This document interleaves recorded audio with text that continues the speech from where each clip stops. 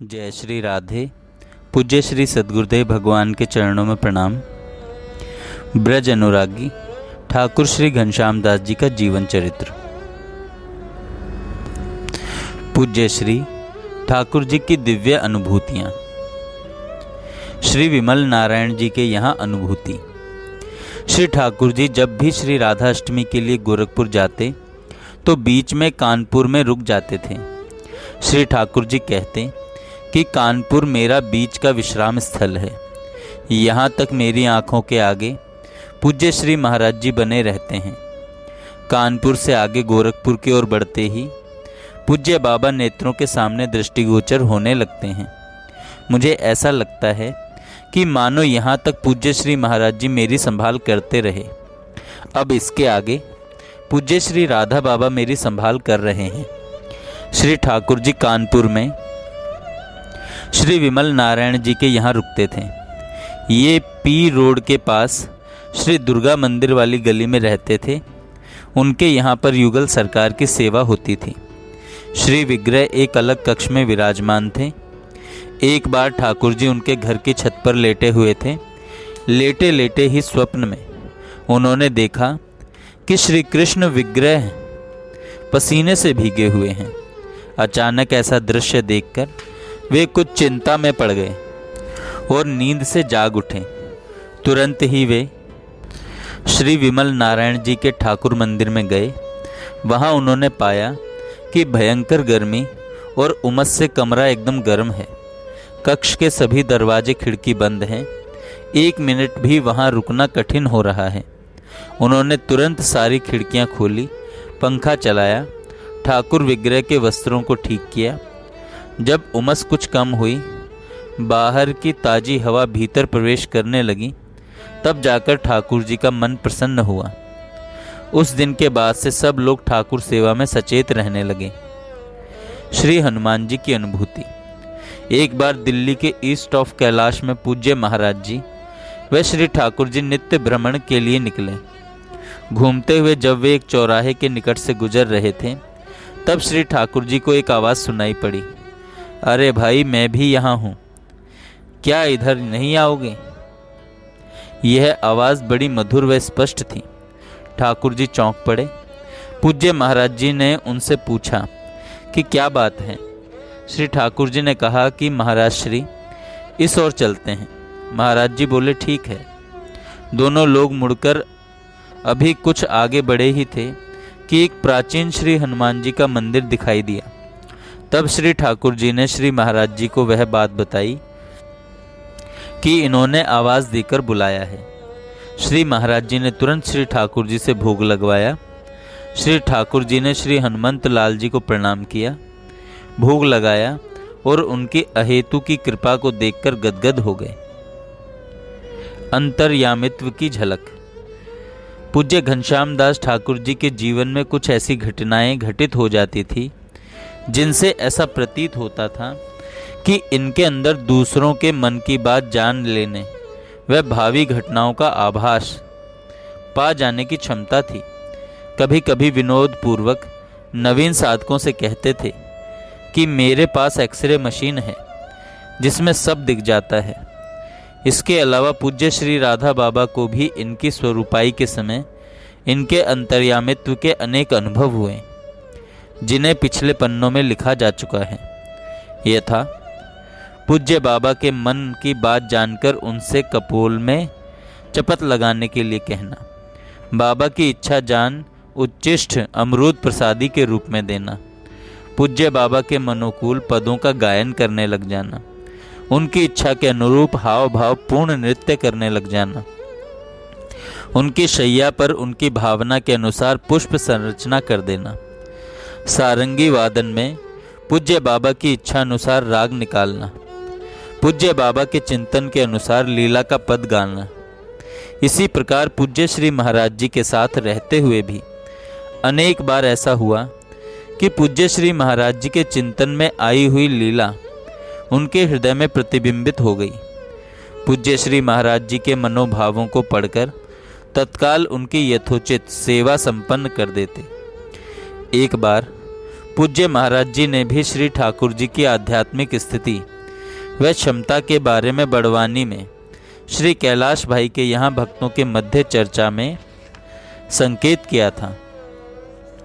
पूज्य महाराज जी व श्री ठाकुर जी श्री कैलाश भाई के यहाँ बैठे थे। सायंकाल का समय था।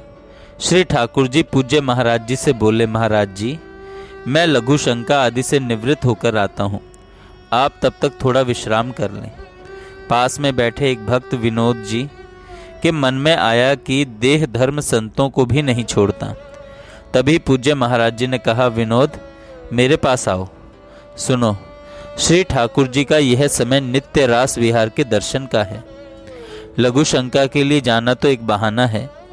श्री ठाकुर जी हमसे पर्दा रखना चाहते हैं, मेरे सामने इस बात को आने नहीं देना चाहते हैं, किंतु हमसे छुपा कैसे सकते हैं। श्री ठाकुर जी पराकाष्ठा की योग्यता प्राप्त संत हैं, हमको भविष्य की घटनाओं का संकेत भी देते रहते हैं। यद्यपि मैं स्वयं भी जानता हूँ सभी लोग इन्हें साधारण मानते हैं, जबकि वे साधारण नहीं हैं। अन्य लोगों के साथ घटित कुछ ऐसे ही प्रसंग नीचे दिए जा रहे हैं। श्री कैलाश भाई के यहाँ की ही एक अन्य घटना है। एक अवसर पर उनके यहाँ पूज्य महाराज जी व श्री ठाकुर जी का आगमन हुआ। उस समय श्री कैलाश भाई के पिताजी भी थे। श्री ठाकुर जी ने कैलाश भाई से कहा, पिताजी की सेवा ठीक से करना। उसी समय पूज्य महाराज जी बोले कि ठाकुर जी को भविष्य की घटनाओं का आभास हो जाता है, इसलिए इनकी बात को ध्यान में रखिएगा। कैलाश भाई पिताजी की सेवा के प्रति विशेष सजग हो गए। कुछ ही महीनों बाद उनके पिताजी का देहावसान हो गया। एक साधक श्री गणपति जी श्री गिरिराज गोवर्धन जी में रहकर भजन करते हैं। ये द्रव्य का स्पर्श नहीं करते थे। एक बार किसी भक्त के साथ मोटरसाइकिल पर बैठकर ये पूज्य महाराज जी के जन्मोत्सव में सम्मिलित होने वृंदावन आए। साथ के व्यक्ति किसी आवश्यक कार्य से इनको वृंदावन छोड़कर चले गए। कार्यक्रम की समाप्ति के बाद ये वापस श्री गिरिराज जी जाने का विचार कर रहे थे। अब गोवर्धन वापस कैसे जाएं? साथ वाले व्यक्ति तो पहले ही चले गए थे। जेब में पैसा होता तो टेम्पो वालों से कहते कि किराए भर के पैसे निकाल लो।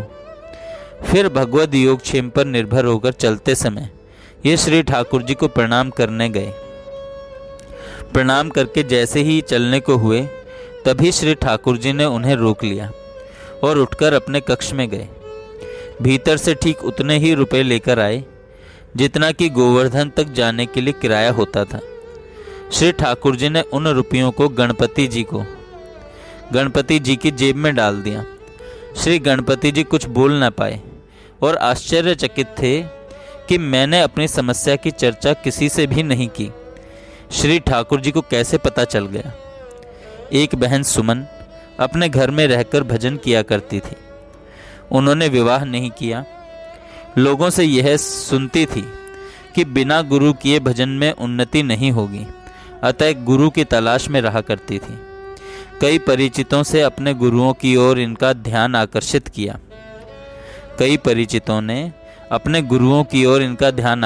किया। किंतु इनका मन कहीं नहीं जमा। एक परिचित बहन के साथ ये उनके गुरु के दर्शन करने वृंदावन आई। ये बहन पूज्य महाराज जी की कृपा पात्रा थी।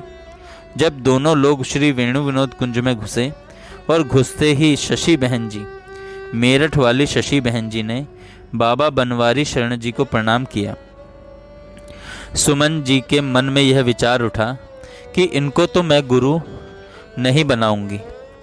कुंज में अंदर जाने पर श्री ठाकुर जी बैठे हुए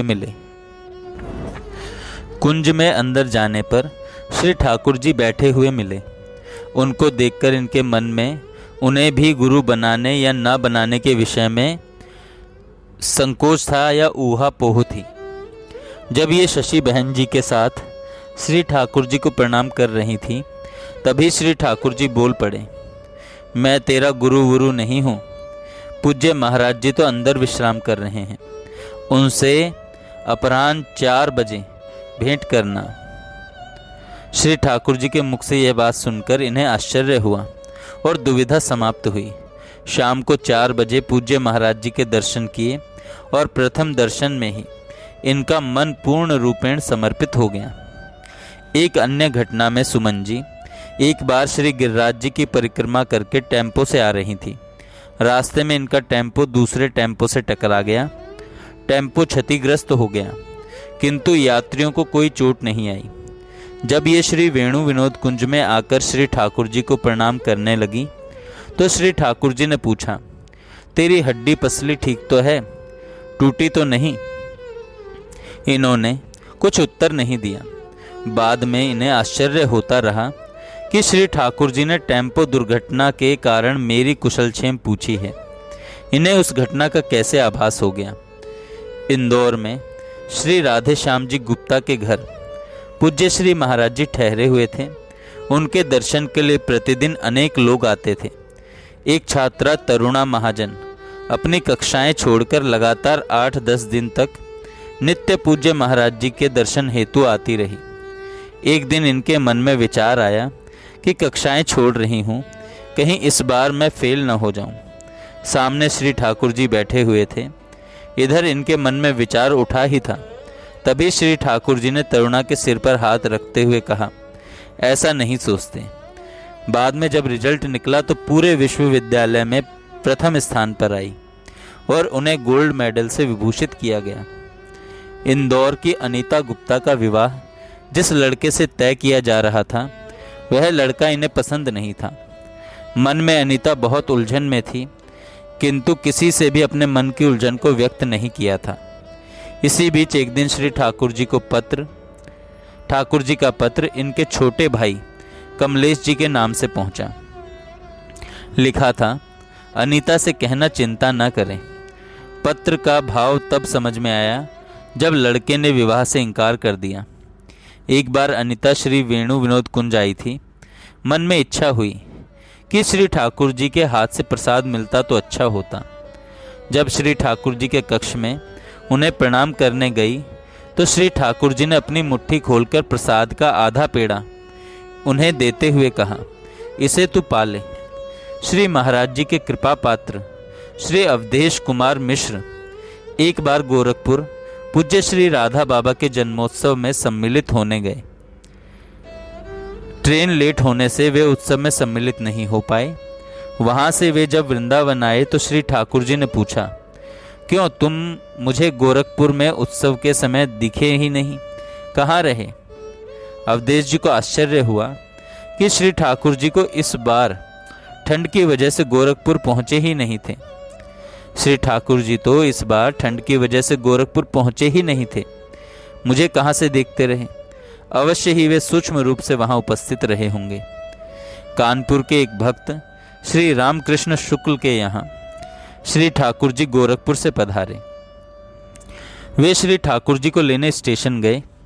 वहां उन्होंने श्री ठाकुर जी के सिल्क के कुर्ते को देखकर तीव्र इच्छा जागी कि ऐसा ही कुर्ता मैं भी अपने लिए बनवाऊंगा। बात मन में ही दबी रही। श्री ठाकुर जी उनके घर 2 दिन रुके। विदा होते समय वे जब श्री ठाकुर जी को प्रणाम करने लगे तो श्री ठाकुर जी ने उन्हें पॉलीथीन में रखकर एक वस्त्र दिया और बोले, यह आपके लिए एक प्रसादी वस्त्र है।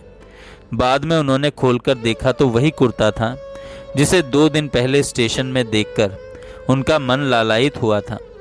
वे अति आश्चर्य व संकोच में गड़ गए और उनके मन की बात श्री ठाकुर जी ने कैसे भांप ली। श्री ठाकुर जी की कुटिया में रहने वाले एक साधक श्री विट्ठल जी एक बार बीमार हो गए। उन्हें कुटिया से तमाल कुंज में लाया गया। डॉक्टर चंद्रेश गुप्ता पूज्य महाराज जी के एक परिकर को श्री ठाकुर जी ने उनकी चिकित्सा हेतु नियुक्त किया था। एक बार उनकी स्थिति अधिक गंभीर हो गई। उन दिनों श्री ठाकुर जी फरीदाबाद में थे। डॉक्टर चंद्रेश ने उन्हें जब फ़ोन से सूचना दी कि इनकी स्थिति बहुत नाजुक है, बचना मुश्किल है, तो वे वृंदावन आ गए। श्री ठाकुर जी ने देखा कि श्री विट्ठल जी बेहोशी में कुछ बड़बड़ा रहे हैं। उन्होंने डॉक्टर चंद्रेश से कहा, इनकी सेवा करते रहो, तुम्हें यश मिलने वाला है। देखना ये ठीक हो जाएंगे और तुमसे खाने के लिए हलवा मांगेंगे। अति आश्चर्य के दूसरे दिन ही उनके स्वास्थ्य में काफ़ी सुधार दिखाई दिया और डॉक्टर चंद्रेश जब देखने के लिए उनके पास गए तो विट्ठल जी ने उनसे खाने के लिए हलवा मांगा। बाद में श्री विट्ठल जी ठीक हो गए, कई वर्षों तक जिए। एक बार श्री तमाल कुंज वृंदावन में श्री ठाकुर जी ने निकटस्थ एक नए साधक से चर्चा में बताया कि मैं शयन से पूर्व पूज्य श्री भाई जी से कोई बात कहकर सोया तो रात्रि में स्वप्न में पूज्य राधा बाबा उसका समाधान करते हैं। अर्ध निद्रा की अवस्था में पूज्य राधा बाबा के एक परम कृपा पात्र दिल्ली के उद्योगपति महानुभाव के लिए कोई निर्देश दिया गया। वह इतना स्पष्ट था कि श्री ठाकुर जी के लिए उस निर्देश का पालन करना अनिवार्य था कि वह बात उन सज्जन को कहें, किंतु वे बड़े संकोच में थे कि यदि उन सज्जन को बाबा की यह बात बताते हैं तो वे अविश्वास न कर बैठें और यह न समझ बैठें कि ठाकुर अपनी सिद्धाई दिखा रहा है। फिर उन्होंने युक्ति पूर्वक बड़े ही स्नेह व संकोच से उन तक बाबा का वह संदेश पहुंचा दिया और उन सज्जन की कोई बड़ी भारी विपत्ति टल गई। श्री ठाकुर जी कभी भी अपने अंतरंग अनुभूतियों को प्रकट नहीं करते थे, फिर भी यदा कदा किसी कृपा पात्र के सामने उनकी स्थिति प्रकट हो जाती थी। इसका एक उदाहरण निम्न है जो एक साधक के साथ घटित हुआ था। रात्रि काल 9:30 बजे तमाल कुंज में चरण सेवा के दौरान वह साधक श्री ठाकुर जी के समस्त अपने मन की कोई समस्या रख रहा था कि ठाकुर जी ने उसे रोक दिया क्योंकि वे किसी भगवदीय विचार में डूब रहे थे। दूसरे दिन पुनः रात्रिकाल श्री तमाल कुंज में कुछ देर बैठने के नियमानुसार श्री ठाकुर जी आए। वह साधक भी सेवा में उपस्थित हुआ और चरण सेवा करने लगा कि इतने में ठाकुर जी उस साधक से बोले, तुम कल मुझसे कुछ कह रहे थे, अब बोलो क्या बात है, बताओ। श्री कृष्ण ने मुझसे कहा है कि तुम्हें उसकी बात सुननी चाहिए थी। साधक अवाक था। श्री ठाकुर जी व उनके इष्ट की इतनी प्रत्यक्ष वार्तालाप होती है, इस बात को जानकर उसे अति आश्चर्य व हर्ष हो रहा था, किंतु उसे कल की बात विस्मृत हो चुकी थी। साधक द्वारा श्री ठाकुर जी से यह निवेदन किया गया कि वह कल की बात भूल चुका है, तो ठाकुर जी ने पुनः आग्रह नहीं किया। पश्चात गंभीर व दिव्य चर्चा कर उस साधक को हृदय से आह्लाद से भर दिया। एक नवीन साधक श्री नीरव मिश्र के साथ घटी घटना उनके शब्दों में निम्नलिखित है। मैं लगातार 1 महीने बुखार से पीड़ित रहा, कमजोरी बहुत हो गई। मुझे नित्य 103-104 डिग्री बुखार हो जाता। सारे टेस्ट कराए किंतु डॉक्टर की दवा से कोई लाभ नहीं हुआ।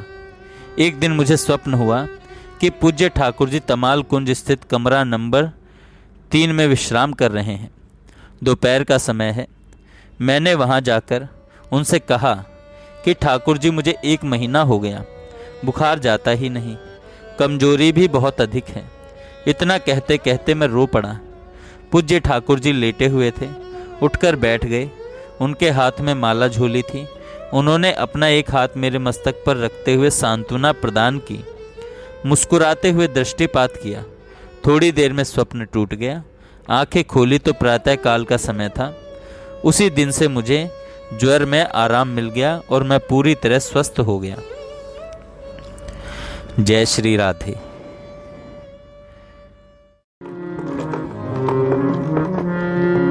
चलो सखी तहाँ जाइए जहाँ बसे नंदलाल, गोरस बेचत हरि मिले, एक पंथ दो कारी। जो इस समय श्री धाम में मंद मंद गमन कर रही है, उसके पीछे पीछे हम भी चलते हैं। उन सखियों के मंडल में पीछे पीछे हम भी चलते हैं। सुंदर अनूप जोरी मेरे मन की भावती, सुंदर अनूप जोरी मेरे मन की भावती। देखी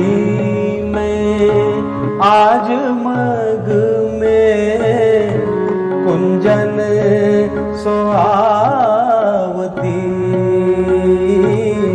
देखी मैं आज मग मेरी कुंजन सोआवती। अंग अंग देत शोभा भूषण जड़ावाली। अंग अंग देत शोभा भूषण जड़ावाली। भूषण जड़ावाली। भूषण जड़ावाली। नयनन में सोहे कजरारी। अधरन पे पान लाली। नयनन में सोहे कजरारी। अधरन पे पान लाली। सुंदर अनूप जोरी मेरे मन की भावती। प्रीतम के कांधे कर धरे प्यारी। आनंद सो प्रीतम के कांधे कर धरे प्यारी। आनंद सो प्यारी। आनंद सो हंस हंस के करत बातें। मुख ललित चंद सो। हंसी हंसी के करत बातें। मुख ललित चंद सो। सुंदर अनूप जोरी मेरे मन की भावती। देखी मैं आज मग मेरी कुंजन सोआवती। पग धरत होले होले गति देख हंस लाजे। गति देख हंस लाजे। गति देख हंस लाजे। नूपुर परम मनोहर अति मधुर मधुर बाजे। सुंदर अनूप जोरी मेरे मन की भावती। या भांति सो मगन वे क्रीड़ा करत है दो। या भांति सो मगन हुए क्रीड़ा करत है दो। क्रीड़ा करत है दो। क्रीड़ा करत है दो।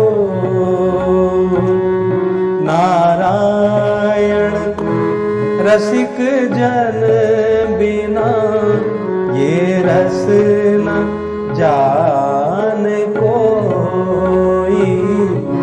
नारायण रसिक जन बिना ये रस न जाने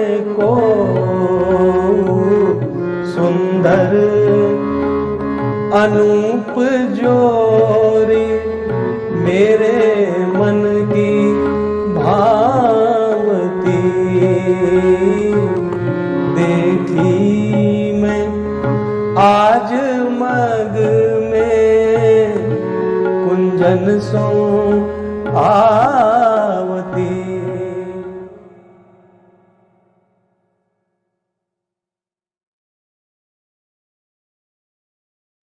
जय श्री राधे। पूज्य श्री सद्गुरुदेव भगवान के चरणों में प्रणाम। ब्रज अनुरागी